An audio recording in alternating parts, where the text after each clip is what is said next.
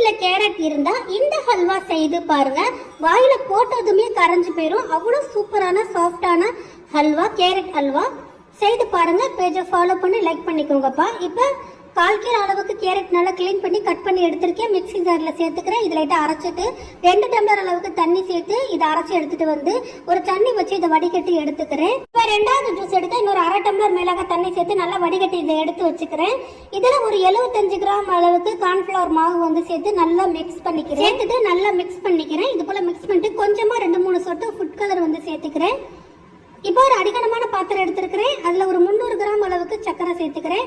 சர்க்கரை மூழ்கிற அளவுக்கு ஒரு 1/2 டம்ளர் அளவுக்கு தண்ணி சேர்த்துட்டு இந்த சர்க்கரை நல்லா கரைஞ்சி வரட்டும். சர்க்கரை நல்லா கரைஞ்சி வந்தோடனே நம்ம மிக்ஸ் பண்ணி வச்சிருக்கிற அந்த கேரட் ஜூஸ் எடுத்து சேர்த்துக்கலாம். சேர்த்துட்டு அடுப்பை மீடியமாக வச்சு நல்லா மிக்ஸ் பண்ணி கொடுத்துட்டே இருக்கணும். இது போல் அடுப்பை வந்து மீடியம் ஹையில் வச்சு மிக்ஸ் பண்ணிக்கோங்க. சிம்மில் வச்சிங்கன்னா ரொம்ப நேரம் ஆகும். 2 டேபிள் ஸ்பூன் தான் இதுக்கு நெய் எடுத்திருக்கேன். 1 டேபிள் ஸ்பூன் சேர்த்து நல்லா மிக்ஸ் பண்ணி கொடுக்குறேன்.